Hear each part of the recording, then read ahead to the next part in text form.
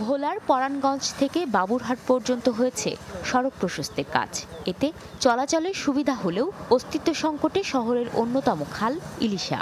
কেননা এর বেশিরভাগ অংশ ভরাট করে ফেলেছে সড়ক ও জনপথ অধিদপ্তর। আগে রাস্তার এই খালটা যেভাবে আসিল এইভাবে মানে নৌকাদন চলছে, আইসে গেছে সরসঞ্চালের মানুষ।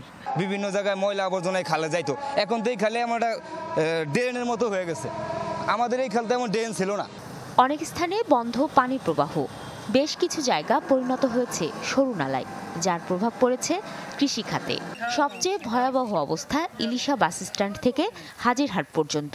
অবৈধভাবে গড়ে তোলা হয়েছে অর্ধশতাধিক দোকানঘর। এই খালটার অবস্থা এত খারাপ, শুকিয়ে গেছে, জায়গা দখল করে দোকানপাট হতে সব করতে আসছে। আমরা পানিও পাই না, বর্ষাকালে পানি না নামে না, চাষাবাদ করতে পারি না। সামনে দিয়ে আরো 3-4টা ব্রিজ করতেছে, কিভাবে করতেছে। ওয়ালটন ফ্রিজ কিনে অনেকের মতো আপনিও হয়ে যেতে পারেন মিলেনিয়াল। সেরা পণ্যের সেরা অফার। শুধু সদর নয়, দৌলত খান, বোরহানউদ্দিন, লালমোহন ও চরফ্যাশন উপজেলায়ও খালের একই অবস্থা।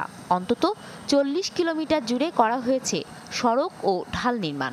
তবু এমন সংকট নিয়ে কোনো সদুত্তর মেলেনি সহজে। আর দখলদারদের বিরুদ্ধে ব্যবস্থার আশ্বাস প্রশাসনের। খাল হতে সড়কটি রক্ষা করার জন্য সড়কের বেশ কিছু পয়েন্টে আমরা রক্ষাবদ্ধ কাজ করেছি। এখন এই সড়কের স্থায়িত্ব বৃদ্ধি পেয়েছে, যান চলাচল ভালো হয়েছে। অবৈধ দখলকারীদের আমরা তালিকা প্রণয়ন করার কাজ চলমান রয়েছে এবং তালিকা প্রণয়নের কাজ শেষ হলেই আমরা প্রচলিত আইন ও বিধি অনুযায়ী উচ্ছেদের কার্যক্রম নিব।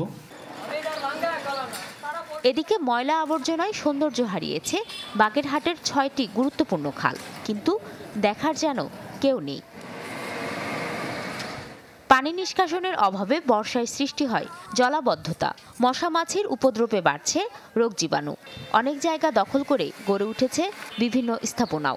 খালটা এখন মানে ভরাট হয়ে এখন ড্রেনে পরিণত হয়েছে। মশা মাছি তো আছেই, ঘরে সবসময় কয়েল জ্বালানো থাকে। এই খালগুলো যেহেতু অস্তিত্ব প্রায় নেই এবং এখানে অনেক স্থাপনা গড়ে উঠেছে, তো সবার সাথে সংশ্লিষ্ট যারা আছেন তাদের সাথে আলাপ করে আমরা এই বিষয়ে প্রয়োজনীয় উদ্যোগ গ্রহণ করব।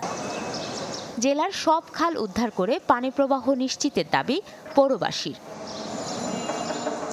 সরাবান্ত হুরাজিনিয়া, চ্যানেল 24।